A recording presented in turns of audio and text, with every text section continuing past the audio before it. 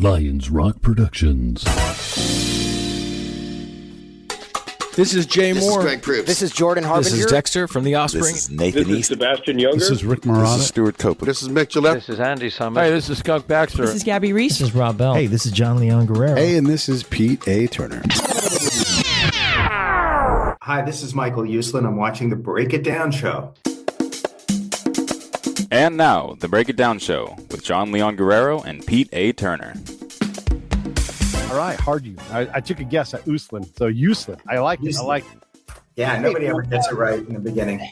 You've been doing so much media about your book, and I want everybody to go get that. We'll talk about that in a moment. But the main thing is I want to say is thanks for coming on the show, man. You can do a lot of different things. You're obviously fantastically successful. But I, in particular, appreciate you coming on. It's really cool of you to do the show with me. I love doing shows with people who know comics and movies, and we share a commonality of interests and passions. It really does make my day. Oh, that's fantastic. One of the things I wanted to ask you about, and I agree, like these things make my day as well. Exchanging conversation. And by the way, I don't know if anybody in the past has done so since we've had him on the show, but you are our first Oscar winner on the show. It was a box that I know I could check off at any time. I could invite someone, but I like to kind of let it happen naturally. So we've had Nobel Peace Prize winners, Pulitzer winners, Peabody winners, Emmy. People have won multiple Grammys in the same night. We'd never really had an Oscar winner. So you've helped us complete our own Break It Down show, EGOT. Well, who knows? Maybe by next year we can also get a Tony Award on this one. Yeah. That's true, huh? Because you got your play going on. Let's talk. Let's just start right there. Yeah, I am so excited. I've been in this business just over 45 years. This coming May will be 50 years since I started working at DC Comics. So it's no secret I'm in the fourth quarter of my career. And at this stage of life, when so many people I know are retiring, to be pushed out of my comfort zone and be doing new and exciting things that I've never done before, completely different than movies and animation and comics and graphic novels, it's just so exciting to me. And the fact that the Nederlander organization of New York, which owns like half the Broadway theaters, they've been around for a zillion years. They're fantastic people to work with, and I can lean on them as the experts in this area as we work to bring this great play based on my book, The Boy Who Loved Batman, based on my story to Broadway. I mean, it is, God, I wish my parents were here. In the olden times, you would have drank too much, had too many martinis, and you'd be gone 10 years ago, right? But it's, and I mean this in the best possible way, that's not true anymore. You're not ancient by any means, but you are well past what used to be a working age. And look at you. Yeah, you're going to Broadway. This is all different now. It is really all different. And, when COVID first started like 2 years ago, I sat down with my kids who are both in this industry. And I said, look, the whole industry is in a panic right now. Everybody's saying this is a catastrophe. We have to look at it that it's an opportunity. And however long this is going to last, we have to make use of this time and prepare for whatever the new normal is going to be, because clearly normal will never be returning. So during that time, I wrote the sequel memoir to The Boy Who Loved Batman, Batman's Batman, which came out this week. I wrote the play, and I wrote a feature film screenplay based on the book as well, which we are moving ahead with now. We just signed my number one choice of director for, and we'll be announcing that once the Broadway play gets announced. But just really use that COVID time to push things forward and get ready in a position to make a lot of things happen. Right. It's interesting when you get a lot of credit because you realize that Batman was a story that needed to be told and really brought the Batman thing in, but not just DC, but Marvel. I mean, this entire universe and how many dozens of comic book or graphic novel based movies have happened now because of your vision. I mean, you've completely redefined the entire industry. Well, I can either take the blame or the credit. That's true.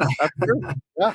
But I like to very specifically credit Tim Burton for paving the way for the Marvel Cinematic Universe. And this is my point of contention. We had to go out there and make the world's first ever revolutionary, dark and serious comic book superhero movie. And it was Tim who deserves the credit because he came up with this genius idea that, and I call it the big idea, that if we're going to do this seriously and not get unintentional laughs from the audience, this movie has to be about Bruce Wayne, not Batman. And that was the big idea. That was the game changer right there. So if you look at Marvel, the Iron Man movies should truly be titled Tony Stark. Mm-hmm. The Spider-Man movie should really be titled Peter Parker. And that's all from the influence of Tim Burton in that first movie. The same way, my dear friend, another genius, Anton Furst, who was our production designer and designed Gotham City, the Batmobile, the whole look of the picture. Anton's design work is still influencing every genre movie to this very day. I don't want to go past Michael Keaton because ultimately you guys decided to pick the guy who played Billy Blaze in Night Shift, right? I mean, maybe there was a movie in between those movies that really did something, but recently before he does his movie, he plays this goofball guy working the night shift in a morgue. Oh yeah, I was apoplectic when Tim said he wanted Michael Keaton to play Batman, Bruce Wayne, excuse me. Right? Yeah. They had to set up a screening of the rough cut of a movie, Clean and Sober, for me to see to just calm me down. And I walked out of there. I said, I take it all back. He's not Mr. Mom. He's not just a comedian. He is a great, serious actor. I take it back. I said, but Tim, he's like my height. He doesn't have muscles and he doesn't have a square jaw. And Tim said, Michael, moving from one medium to another, a square jaw does not a Batman make. If this is going to be about Bruce Wayne, he said, I can carve musculature into a costume. I can cheat height. But we have to show a Bruce Wayne so driven and obsessed to the point of being psychotic that audiences around the world who have never read a comic book will go, oh, yeah, that's a guy who would get dressed up as a bat and go out and do this thing. And it was that suspension of disbelief that he nailed with the corollary to his big idea being world building. From the opening frames, Gotham City had to be the third most important character in the whole movie, and audiences had to believe in Gotham City before they could possibly believe in a guy dressed as a bat. This is not the universe I imagine that you thought of as a kid, though, as you're falling in love with these comics, because it's completely different from that mid-century forward for a long time. This is a different world that we're talking about. Yeah, it's a different world, but you have to understand that I was one of the early members of comic book fandom as it was really getting organized and building out. I was at the first comic book conventions ever held on the planet Earth. I would beg my mom on any Tuesday we had off from school to take me to DC Comics for the Tuesday afternoon tours. I met Stan Lee when I was 11 years old. And I used to go around. I was a reporter for the early fanzines at age 13 and 14. And my parents would drive me around on Sundays and we would go to the homes of the creators, the writers, the artists, the editors. And I would meet them and individually I would interview them and hear the story straight from the horse's mouth, how the industry was formed, how DC and Timely Comics were created, how the superheroes were created. I mean, I am possibly one of only two people left standing who met Bill Finger. And when I was 13 years old, Bill Finger told me in a sketchy bar in a rundown sleazeball hotel in New York City, told me the story of how Batman was created. I mean, and that's why if you've seen any pictures from this past week's premiere of the Batman, I'm there with a button that says, "Thank you, Bill Finger." Yeah. And it belongs over my heart. Yeah, I'm letting that sit for a second because you're right. He changes the world. I mean, much like you have, and the good and the bad, right, with all of the comic book things. But what was different about what you did? Look, I remember the Superman movies, from the late 70s, early 80s, Richard Pryor and all that stuff, and it got bad really fast, and a version of Superman, but I don't know they've really ever nailed Superman cinematically in the way that the comic books did, right? Howard the Duck, oh my gosh, why do we even bother? And we had all these great X-Men I mean, even then in the 80s, the X-Men were around, but something about what you did with Batman and Tim Burton, of course. Why Batman though? Like what was it about that character when there's a whole universe of universes? It's pretty simple. I fell in love with Batman when I was about 7, having been more comfortable in prior years with Superman, who was lighter, brighter, and on TV. So it wasn't until I was a much more sophisticated, mature 7 that I gravitated to Batman. And it was simple, and it comes down to these basic things. Number one, first and foremost, he's human. Unlike Superman or the Hulk, I could identify with him, and I did identify with him. Batman comics, along with Superman comics and Spider-Man, truly impacted my own personal moral code of ethics as I was growing up. And they had a huge impact on me. But because Batman was human and his greatest superpower was his humanity, I always could project myself onto him. And I think people around the world have done that, different cultures, different politics, different philosophies. He can be yours. And that's why there's so many vastly different iterations of Batman, because the one true Batman is the one each and every one of us was first introduced to, whatever that age was, whether it was a comic book, a cartoon, a movie, a video game. That is our personal one true Batman. So there's room for everybody's version now. And I think that's important. Number two is Stan Lee once told me his theory of supervillains. He said, Michael, the greatest and most long-lasting superheroes are the ones who have had the greatest supervillains, because ultimately it's the supervillains who define the superheroes. And I believe that. Batman had the greatest rogues gallery in history and the greatest individual villain ever created, period. It was the primal origin story. That origin story transcends cultures as well as borders. When I was 7, 8 years old, I never thought about my parents dying until I read that in Batman comics. And my God, did that have an impact on me. And lastly, it's the car. It's the car, Yeah. you know. And that's why I fell in love with Batman. And that's why he works on so many levels for so many people, generation after generation. The original Batman TV series with Adam West, you know, it was it's campy, and it's almost the definition of campy, but it worked. And it's completely different than Tim Burton's Batman. Can you at all help me make sense? I mean, because you get this in some way, so help me understand why it works. All right. You have to understand my relationship to that series. Okay. There would be no Batman movie franchise had it not been for that series. In a cold night in January 1966, I'd been waiting for months for it to come on the air. Understand, context of the times, television was a barren wasteland when it came to comic book superheroes. We had Superman, and we had like one season in black and white of Sheena, Queen of the Jungle. And that was about it. And now Batman's coming. And I turn it on, and it's in color.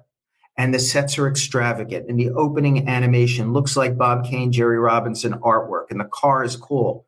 But 20 minutes in, I go, oh my God, this is a comedy. They are making fun of Batman. Batman is a joke. People around the world are laughing at Batman. And that killed me as a fanboy. Because I knew he was created in 1939 by Bill and Bob as a creature of the night, stalking demented villains. And so I made a vow that night at the end of that first show. I was downstairs in our basement den. I made a vow like young Bruce Wayne once made a vow, except his was made over the bloody bodies of his parents and mine were safe upstairs in the kitchen. Yeah. But I said, somehow, some way, I'm going to show the world a true Batman, the dark and serious Batman. And I am going to attempt to erase from the collective consciousness of the world culture these 3 new words, pow, zap, and wham. So it was negative reinforcement to me. It was negative reinforcement to me. I vowed to, that was the only iteration of Batman the whole world knew at that time. That's what was so wrong about it. Now I embrace it because we have so many interpretations of Batman out there, from movies and video games to animation and TV and comic books.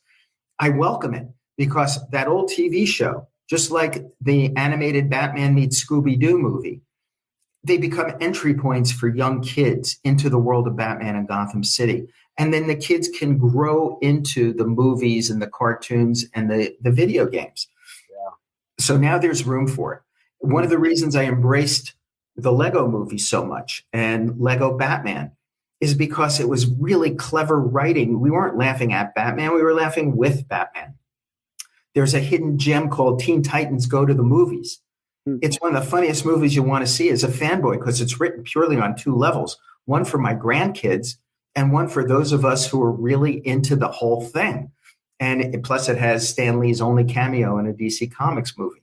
So today I do embrace that show. It's and it's important. I mean, you think about how silly and ridiculous that whole show was. And back then they made a lot more shows per season, but it wasn't around very long. But Eartha Kitt, Cesar Romero, I mean, Birch Meredith, over all these incredible people.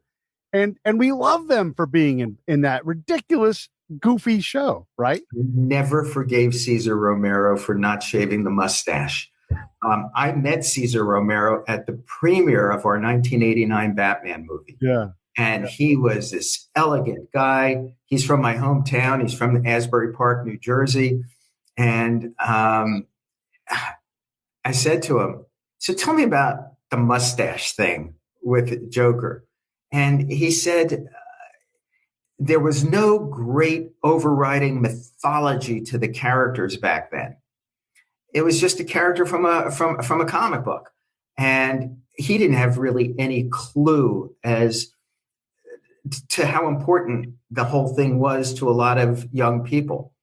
And I think possibly, if it had been done later on, he might have had a very, very different outlook on it.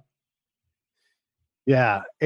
I just named a couple of people from that series, but it is loaded full of people that either had been something incredible and still said yes to it, and a bunch of people that were going to continue to do incredible things. It really is a remarkable success when you think about what was on TV back then, and the fact that you can still turn on a channel somewhere, it's playing somewhere right now. Yeah, absolutely. Look, Cliff Robertson was a good friend of mine. Oh, and I remember the first time we got together, I said, Cliff, I want to talk about Charlie. I want to talk about 3 Days of the Condor. I want to talk about PT 109. He says, no way, we're talking Batman.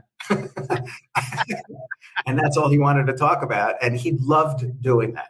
He loved doing the fact that he wanted to talk about that before 3 Days of the Condor. I mean, my God, still maybe the best thriller ever made. But yeah, it meant a lot to a lot of people.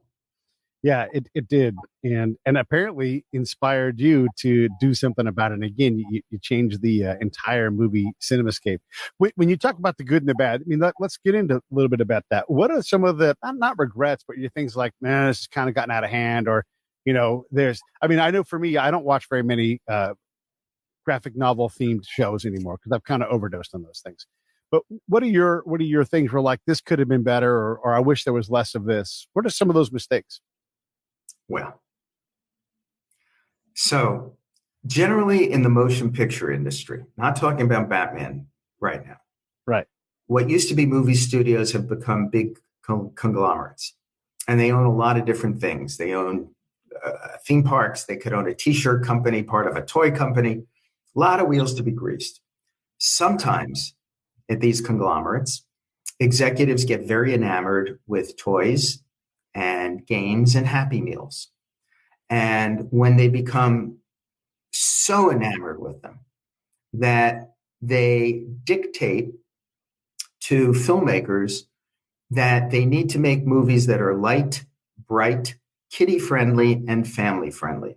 And to appease the toy companies, there should be 3 heroes in a movie, 3 villains in a movie, each one with 2 costume changes and 2 vehicles.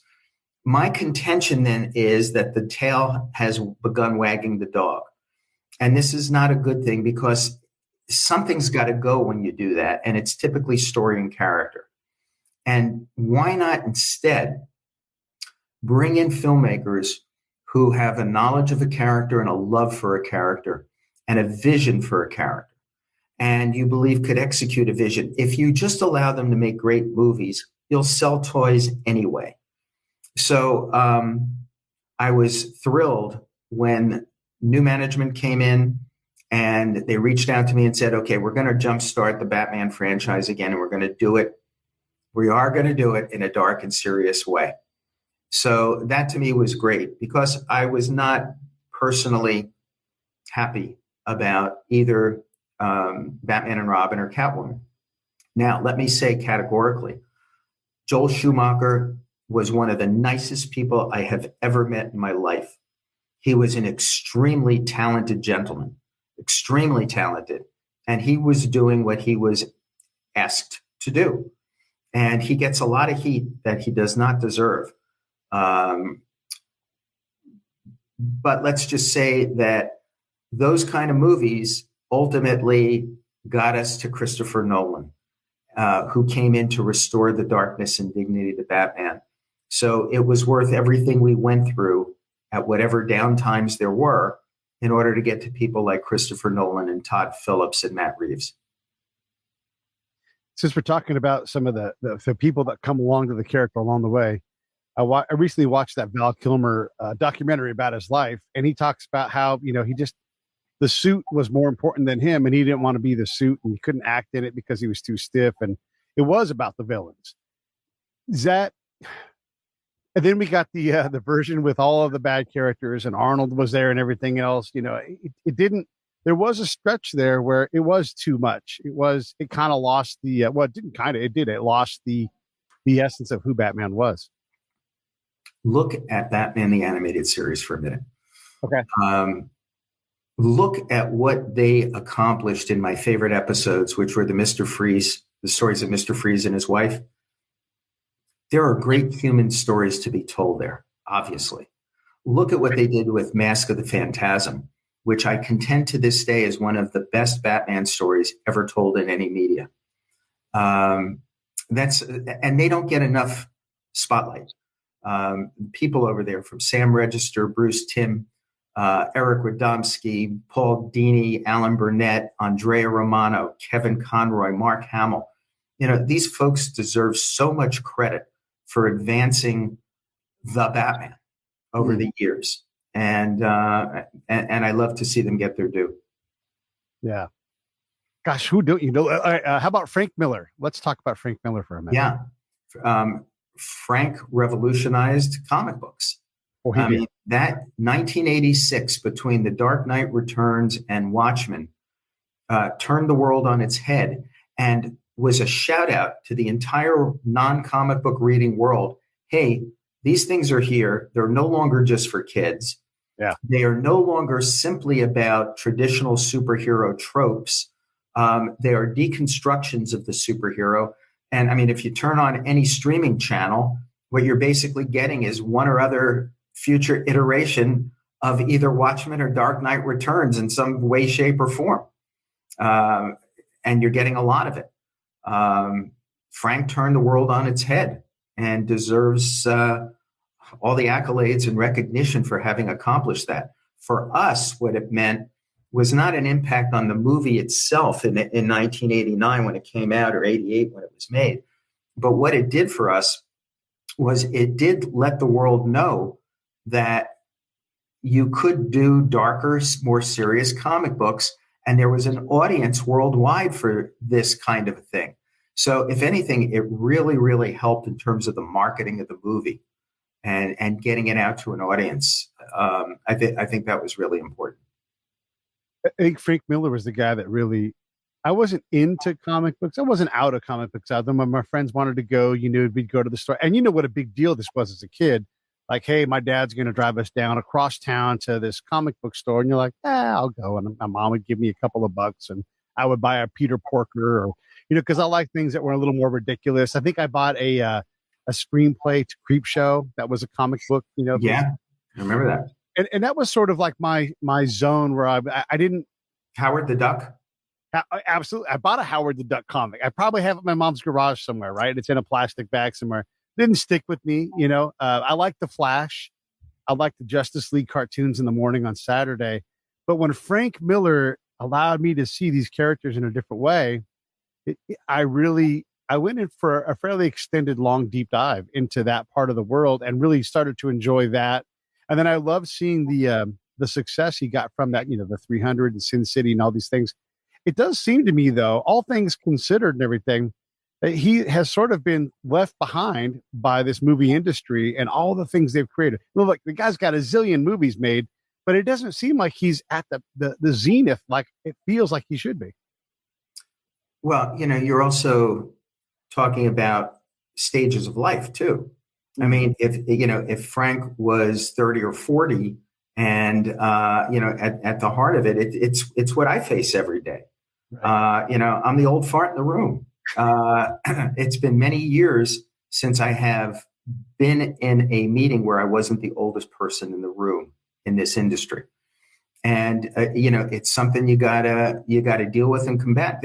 When I think about my graduating class, all the people I started with in the industry over a 5-year period, let's say, man, there's probably not more than a couple dozen still standing.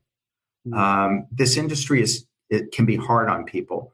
And let me tell you, as something that proclaims it to be the most liberal of all industries, oh boy, the ageism that runs rampant here is pretty damn strong. And, for years it was focused on actresses and the old saying, oh, once they hit 40, they were toast in this business. Yeah. And once guys hit maybe, 50, they largely were done in this business. Hopefully it's all changing. But in terms of ageism, it still has quite a way to go. I saw Frank recently, and the man is a vital artist and creator. And, I think age has really nothing to do with it. I have nothing but the most tremendous respect for him and his career. Yeah, same. He's an important, like I said, artist. And I just wish that they would allow him more things and not just like the 301, or the 302, those kind of like, let him deconstruct some of these people that need deconstructing. And, just he's such a powerful tool. Okay, I want to go back to the boy who loved Batman and going to look. It's such a different thing, right? To take this to the stage. I mean, and ultimately, not really, but really it is, because we think about from a comic book to the stage, that's quite a gap in the arts. So were you comfortable with this? Was this your idea? Did someone have to convince you? What was the moment when you're like, yeah, this is going to happen. I'm going to put effort into this? Because you don't have to do anything you don't want to do, but you did want to do this. I did very much. And let me assuage all my fellow fans out there, plus anyone who had to bear witness at Spider-Man the musical. This is not about Batman singing and dancing. That is not what this show is. So let me reassure you. This is a movie based on my story, The Boy Who Loved Batman, of how a blue-collar kid from New Jersey who had no money. I didn't know anyone in Hollywood. I had no relatives in Hollywood. All I had were big dreams and a willingness to get up off the damn couch to try to make something happen, to find a door open, a sliver I could shove my foot in, to knock on doors. I learned when I got out of college that doors absolutely are going to slam in your face. It's a guarantee. But what I learned was when they do slam, you only have two choices. You either go home and cry about it, or you dust yourself off, pick yourself up and go back and knock again and knock again and knock again. The Batman movie franchise was built on my bloody knuckles. And when, through a mutual friend, David Baxter, God bless you, David, introduced me to Bob Niederlander of the Niederlander organization in New York. And between the Niederlander and the Schuberts, that defines Broadway and has for the last 100+ years. They said to me, we've got this thing that's happening now, this pandemic. And we understand that when it's over, there's not going to be a return to normalcy for Broadway. There is going to have to be a new normal. And nobody quite knows what that is, but we do know that what we want are more intimate plays that are wildly entertaining, but at the same time, thematically are about people who dream big and who persevere through the hardest days and the longest hours and everything going against them, and show the people there's hope for all of us yet in this world to make our dreams come true. He said, that's the kind of story we want. It's got to be uplifting. And they said, they read my book, The Boy Who Loved Batman, and they since read the sequel memoir that just came out, Batman's Batman. And they said, this is the stuff of Broadway post-COVID. And I couldn't be more thrilled. They've been terrific to work with. I am out of my comfort zone. I am learning new things. I am relying on their expertise. And it's been a wonderful, wonderful age of exploration for me. And the pieces are falling together quickly, and we are fast-tracked. And I think we're going to be on Broadway fairly soon. But it's a great process. It sure is. And I have a lot of questions about this because, okay, so one, I love musicals. I love stage plays. I go to them as often as I am able. And one of the things I know is when people, and I'm not saying anything bad about Hamilton, when people laud Hamilton for being incredible, and I'm like, you've not seen anything. Like if you go, I saw Come From Away, which I don't know if you've seen it. And if you're like me and I was going to do a Broadway show, I'd be there at Broadway stealing and copying, inspiring all kinds of things, to develop my show. Come From Away, just for the audience, has, I think, 12 chairs. And everybody plays 3 or 4 roles individually. And it's just a masterwork. And there's barely a prop out there. It's just people acting. They're different people all the time. And you end up crying at the end of it. It is it's exactly the greatness of what Broadway is. I think that's true. If you were to ask me, for example, Casablanca aside, okay, that's my favorite movie of all time. But if you were to ask me, what is your favorite film drama? It's 12 Angry Men by Sidney Lumet. The whole thing takes place in one room. And it is electrifying. You never forget it. It stays with you for the rest of your life. And nobody captures that essence better than Broadway. And that's the kind of thing you love to see. Yeah, the jurors have numbers, not names, and it's just, it's such a masterwork. So when you did go to Broadway to kind of tune up what you were going to do with this thing, what did you see? What inspired you? What did you keep? What did you throw out? Well, it's an ongoing process, first of all, definitely an ongoing process. I think that for me, it was about the most important stuff is the stuff of younger Michael's life and how we get to where we go in life and who our real life superheroes are and who our real life supervillains are and how that all comes into play to make us who we are as adults. And, my parents, the women in my life, let's start with that. My mom, my 7th and 8th grade English teachers, my wife, these are the women that propelled me through life and supported me and kicked me in the butt when I needed kicking, but held me back from the precipice when I was in the midst of falling. And I think it's a real testament to female empowerment, even though this is about me. Number 2, the mentors of my life, my father-in-law, Stan Lee, Saul Harrison at DC Comics. There have been people who have been critical to my life. And then, of course, there was the rabbi who married me and my wife, who looked at me as I was standing under the chuppah with my wife in our marriage ceremony in the temple and looked at me with disdain and said, "And you, Michael, you read comic books and collect comic books. You write comic books and you teach comic books. But let me advise you, Michael, life is not a comic book."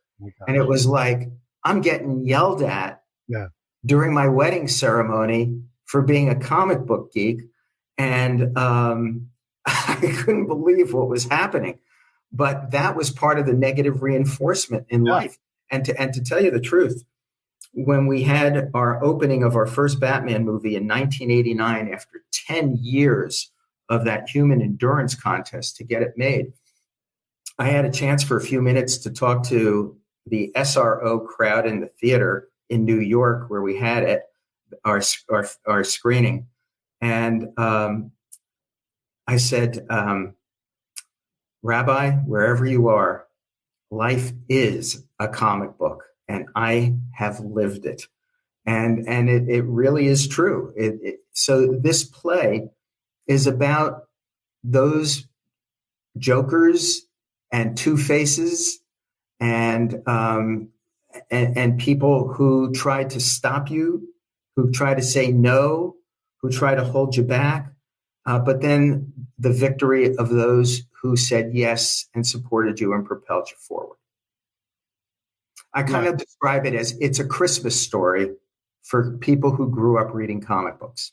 Yeah, the rabbi character you just talked about, that is almost a trope from the 20th century where, the world started to open up. You didn't have to just be a lawyer or a farmer or a whatever. You could be someone who made your entire career with comic. And even if you didn't invent this entire new gigantic exploding genre of films, you were doing it. And it's great to see that perseverance thing. Like Sandy Koufax, like, I'm not here to deal with, I'm just striking people out. No, like, would you please just for, the rest of us observe some of the holiday? I don't know, but we're removed from a lot of that now, right? Like we're unencumbered in the same way Catholics don't have to just eat fish on Friday, and we've gotten away from those things. But is this a good thing or a bad thing, do you think? Is this an evolution towards being a better humanity? I mean, obviously, women are a lot more empowered now than they were 100 years ago. My goodness, but a lot more divisive now than we've probably ever been. Yeah, well, let me set the stage for the question, how does a kid in his 20s, which is what I was, buy the rights to Batman from DC Comics? How the hell does that happen? It can't. It's impossible. But in the context of its times, and this is on your point, the people I had been pitching to at the studios and Warner Communications DC itself at that time were largely consisted of a lot of adults who grew up in the era of seduction of the innocent and Dr. Frederick Wortham, who were blaming comic books for this being the sole cause of the post-World War II rise of juvenile delinquency in America. And people looked down their noses at comic books and denigrated the creators and people who worked in the industry. That was the atmosphere. So when I go in and say, I want to buy the rights to Batman, or then I came back a couple of weeks later and said, now I want to buy the rights to Swamp Thing. And the reaction was, Swamp Thing? DC makes something with a stupid title like Swamp Thing? And I said, that's worthless. I said, you're right, it's worthless, so give it to me for free. And I got it for free. And that's a whole other story. But that was the era. That was the era when Marvel couldn't do anything in the world of cinema. And it was at a point where whoever walked in the door with the most option money down on the table could walk away with rights because nobody put any value on it. I was told point blank that the reason Warner Communications bought DC was to get their hands on Superman because nothing else had value. And that was the day and age. And you have to understand that. And that's why I got turned down by every studio in Hollywood, because those executives look down their noses at comics, only put value on Superman, and to come back with Batman and say, you want to make a movie based on an old TV series? Nobody's ever done that. Yeah. You can't make serious comic book movies. Dick Donner, God bless him, he's one of my heroes and was one of the greatest people you'd ever want to meet. And Dick was the trailblazer with Superman. If you look at Superman 1, the Krypton sequence was done very seriously. The Smallville sequence was done very seriously. But man, the second he's in Metropolis and has the costume on, it takes a whole different lighter tone. And he's rescuing kitties from trees and, all of the stuff. It was up to Tim Burton and our Batman 89 to take the real plunge in all seriousness and darkness and do this thing and finally prove that there was a market for it, that there was a respectability that people had for these characters. And no kidding, Jack Nicholson gave us a lot of the respectability that we needed for that movie. He absolutely did. But everybody from Michael Keaton to Kim Basinger, Robert Wuhl, Jack Palance, what an amazing amazing crew. Michael Goff. I hate to leave anybody out. Yeah. But that was history, and that opened the door for everything that was to come since then. And I meant to say this earlier, Clean and Sober, hell of a movie. I used to work at Tower Video, and when that movie came out, I watched it probably 10 times, and back when Tower was a culturally important thing, and you work at the video store, you were responsible for, I had more influence in Siskel and or Ebert, you're the Tower Video guy. You had to know these things, and that was a hell of a movie. Another thing you talked about was Swamp Thing. I was born in 70, so I'm 12 when Swamp Thing comes out. And I knew that Wes Craven made movies that I normally wasn't allowed to see. And that Adrienne Barbeau was on the cover of it. And then it turned out there was a nice little, kind of frontal nudity scene. I was like, oh my God, this is the best movie of all time. I bought a Swamp Thing comic because I was I'm like, I got to have more. And it was a totally different thing because Adrienne Barbeau wasn't in the book. But oh my God, that absolutely had an impact on my life. That movie that was, the rights were given to you for free. I love that story. That's fantastic. First of all, the movie, we had a hard $1.9 million to make that movie. And it was the first time I was ever producing. Had I known anything about producing, I would have known it should have taken $19 million to do that. God bless Wes Craven, a dear friend of mine, one of the nicest, most creative people I have ever met in my entire life. And we filmed it, again, being a first-time producer, we found the roughest, toughest swamps in South Carolina, and we filmed on location. And everybody had to wear snake boots. 2 guys had guns on the set. We had paramedics on the set because there were cottonmouths, copperheads, rattlesnakes, and coral snakes. And at the time, there was no cure for the poison of a coral snake. Yeah. Luckily, around the 1st of June, all the snakes were scared off by the alligators when the alligators came out. Oh, so you can imagine the conditions working on that. But and there was no computer anything. It all had to be done the good old-fashioned cinema way. So we said, okay, we're going to make a 1950s rubber-suited monster movie for kids that they can cheer for the hero, they can boo at the villain, and they can go for popcorn when there's a kissing scene. And that was kind of what we set out to do. And the most incredible part of that, if I could take just a few seconds, Tony Caesar, he was our fire gag stuntman, and he and his partner invented a gel. And for the first time, they could do a fire burn without an asbestos suit.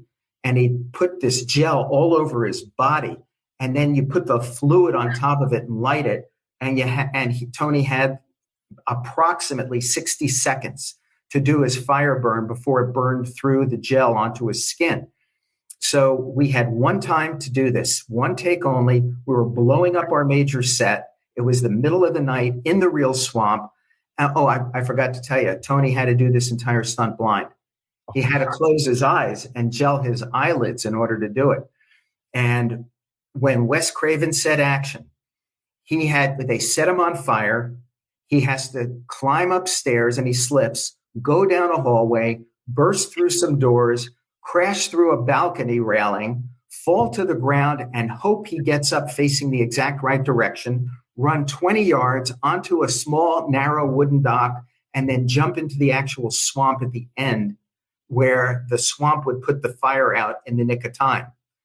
My God, it was one of the most exciting, pulse-pounding moments of my life. And that is, to this day, considered one of the greatest fire gag scenes in cinema. And that's all Tony Caesar, one take, and the magic of Wes Craven. I was hoping we were going to talk about Adrienne Barbeau's boobs. But you know what? That story was better. Let me tell you, Adrienne Barbeau is one of the nicest, most talented actresses in the business. Yeah. She did virtually all her own stunts.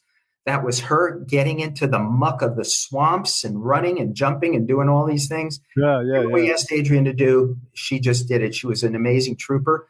And she came back and later did the voice of Catwoman on Batman cartoons. Oh, I love it. I love it. And I don't in any way mean to denigrate. You just have to understand. I'm talking to everybody. I was 12. And in that era of movies, like, it really shapes who you are. I was telling a friend of mine, and I put it on Facebook, if I break into CB Talk all of my friends from that era, we will all be able to talk and we'll enjoy it. And we have memories of, Convoy and look, Burt Reynolds. He's I watched Hooper. These are all these movies within a few years of each other that really kind of define this thing that we're talking about here. Secret. When I was a lawyer at United Artists in my early days, one of the pictures I was in charge of the legal business affairs of was Convoy. Oh, no kidding. Well, thank you. We loved those things. We had Allie Willis on the show at one point. She's written, as many successful. You can't be a more successful songwriter. She wrote the theme to Friends. I knew Allie. I was at her house. Did you ever go to her house? Oh yeah, we recorded at her house. Yeah, amazing. Yeah. And I love how CBS had her on a contract for 2 more songs, and then the New Romantics were on a contract, and they're like, well, you guys are both in town. Just make this song happen, and it's one of the most successful songs she ever writes, right? But she said when she went to Broadway, it was tough because the rhyming sequences, you can't use near rhymes in Broadway. You have to be more precise. And she's like, I really had to learn this new art form. You think, oh, she could write any song at all, and she can, but it's a different form completely. And I was shocked by that. So when you're looking at translating all the things that how is Broadway different than what you are comfortable with? Because you said you're out of your zone. Tell me what that is. Well, when I had to do a first draft script of the play, and we had to get it ready to perform for potential investors, and we did 2 in New York City in Times Square. We did 1 at Grauman's Chinese Theater in Los Angeles, which was great. I'm used to a movie script. So a movie script is approximately 120 pages. It's like a minute a page is kind of what we say on average. So first script I'm writing during the pandemic, have a lot to say. The material, I'm at 165 pages. And I realize I got to cut 45 pages out of this before I even show it to anybody. Right. So I cut it down to 120, and they say, Michael, Broadway's a little bit different. There's going to be music cues here, and there's going to be this and this. So you might want to cut it down further. I said, to what? I said, how about 90 pages? I said, all right. So I cut 30 pages out of it, and I now have a 90-page script. They said, here's what we'd like you to do. We'd like you to recite this movie out loud, and we want you to time it and let us know what your timing is for this. And I came back and it was ridiculous. It was so long. Yeah. I had to turn in ultimately a 60-page script. Yeah. And can you imagine having to cut out 105 pages of what you originally put down on paper? You better understand what the essence of your story is and what your through line is. And because everything that isn't essential has got to go. And that was a huge challenge and a huge eye opener. And thank God I had, all the expertise of these great people who really understood my story and understood what it was like to have this kind of passion. And you're good at this. This is the other thing, right? You know how to write these things. And you're right. When you go see a musical, or how about an opera where they say the same phrase 25 times, and you're like, oh my God, I get it. And then they call back to it later on because there's a coda, and they go right back because it's important that you remember that. You're like, oh my God, you're right. It's a lot less words when you see something live on stage. It really is. In terms of writing style, with my 2 memoirs, for example, I try to write the way I speak. I want people who read my books to say, oh my God, Michael, this was like having a long lunch with you. Yeah. It's exactly what it's like when we sit around and talk. And that was my goal. And I've gotten a lot of positive feedback about that. So I feel pretty good. So you've got the stage play, you've got the new book. It's called Batman's Batman, a memoir from Hollywood land of bilk and money. What is next? Obviously you're going to keep doing things. You're going to continue to work these projects that you're doing, but you must have your hands on something already that you're looking to create. Yeah, we do. In my lifetime, a good producer was somebody who was akin to Johnny Appleseed. You've got to have IP, and you've got to have creative ideas that you can throw out on the wall and to see what sticks, because in all honesty, much of what you do will wilt on the vine ultimately. And it might not wilt until 10 years in, and all of a sudden it disappears. I still have pains from that. I talk about a lot of that pain and suffering in Batman's Batman, all the projects that missed, that could have been, from a Green Lantern movie to a Shadow movie, Doc Savage, Lone Ranger. Oh my God, the list just goes on and on and on. Mr. Potato Head in live action. Yeah. So, in order to endure, you've got to have enough properties going on. So we always do. We always have a certain amount. I'm thrilled that my son David is now my producing partner. And pre-COVID, we were traveling the world together. We were in China and Thailand and Japan and South Korea and just all over. I'm thrilled. My daughter has she's a makeup artist, well-known makeup artist in Hollywood. She has top clients like Olivia Colman, our Best Actress. And she started her own company and line of skincare products called Lula, Lula. That's her Batman that she's been pursuing her whole life. So coming up, we have 4 streaming series that we're working on, 2 that we are just now negotiating the deals for. We have put together an absolutely dream group of people, from Academy Award-winning directors to top award-winning writers to amazing actors who you all will know instantaneously. They are of legendary status. We've got some amazing producing partners on these things. Everyone's name you will know instantaneously. But we're still a couple of months away from the announcements. But we're very, very excited about it. I think we'll have 3 of the 4 up and running before the year is out, and the 4th one's going to take a little bit longer because it's a little bit more challenging on the packaging side. We had and he's become a bit of a friend. It's Jeffrey Reddick, who invented the whole Final Destination series. Mm-hmm. And his story is remarkable. He's like, "Hey, I'm just going to write you a script," and some lady's like, "Yeah, you're adorable, honey. You're 13. We don't take unsolicited scripts." And he's like, "Yeah, I don't care about that." And the next thing you know, he's working as a teenager for New Line. So he has this impossible story. But one of the things he, I think, continues to fight is, give me the next Final Destination, and not necessarily the next, like number 7 or whatever it is that they're on, but that's what they want. They want him to do the same thing over and over again.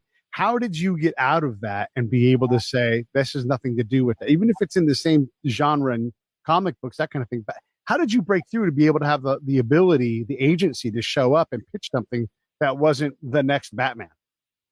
Well, first of all, I realized when Batman came out in '89, I couldn't then go back and do some cookie cutter comic book superhero movies, that I couldn't follow Batman with something like that. So I had to find material that was super special, which is why I turned my attention to Constantine, because that was different and that was challenging. You walk in to pitch the Hulk, you show a comic book. Oh, guy gets mad, guy gets green, I get it. I could come in with 120 issues of Constantine and nobody would be able to just dope it out. So it's, how do you crack something like that and make it work? And for me, it started, I came up with my my tagline, and it was, "Welcome to the world of John Constantine, the James Dean of the occult world." And that got me in the door. But that's the kind of material I was always looking for, which is why I gravitated, as you read in my book, to bringing Monopoly to the movies in a linear fashion, to bringing Mr. Potato Head in live action, and doing just totally out of the box kind of stuff. And that was always important to me. Also important to me was to work on things that I'm passionate about. Well, one of the things is history. I'm a history major. I'm a history buff. So I latched on to Three Sovereigns for Sarah, which was the true story of the Salem witch trials of 1692. And the edict was, this has to be 100% historically accurate. That governs everything. And we had the leading historians in the world on the Salem witch trials, gave them power over our director. They could stop a scene from being shot if somebody's makeup or hair or prop or something wasn't exactly right. And then that attracted Vanessa Redgrave, one of my great heroes, Patrick McGowan, The Prisoner remains one of my greatest television series of all time. So to work with Patrick was a thrill. And that was great, using my history degree to do something. When I brought Where in the World is Carmen Sandiego to television, and then we worked on doing it as a live action feature film, that was another passion, because my son had been learning geography and research and reading maps through this computer game at school. And I wanted to do something educational but entertaining, which the TV networks really didn't want to hear from me, that I had something educational. They held up crucifixes when I walked into the room. So that was a challenge. It took a few years for us to get Carmen Sandiego on TV, but once we did, it was a rating smash. It was embraced by everyone, and we won the Emmy Award for it. So a lot of adventures like that, but that's where it all comes from. Yeah, and a hell of a show. I mean, Lynn Thigpen was fantastic in that. I love the singers. They would sing about whatever the artifact was or whatever it was that they were working on. And if I had been a little kid, by then I'm 21, I still watch that thing if it was on TV, because it was cool. I liked it. It was something. I mean, I knew I was watching a younger thing, but it just it really worked. I don't have you for much longer, but just everybody should get Michael's book, Batman's Batman, a memoir from Hollywood, the land of milk and honey. And also don't forget, here's the link for that on the screen, The Boy Who Loved Batman. When it comes to stage, you definitely should go see that. Go see anything. Go watch Swamp Thing. I mean, you do such incredible things. When you look around, there must be times when you just go, oh my God. I mean, look, Vanessa Redgrave, Wes Craven. These are some of the most successful storytellers that have ever lived in a land full of successful story. You must just every now and then just go, I can't believe I get to do this. I mean, even today, it must happen to you. The other night we had the premiere of the Batman at Lincoln Center, and I told my wife, I feel like I'm walking through my dream. Yeah. It's very ethereal. It is, there are moments when I am virtually overcome that my parents aren't here for some of this, but they were there. They knew it happened. They were there for the first one. And my dad was around for a few of them, which was great. But it's just, I've had this 10-year human endurance contest with Batman.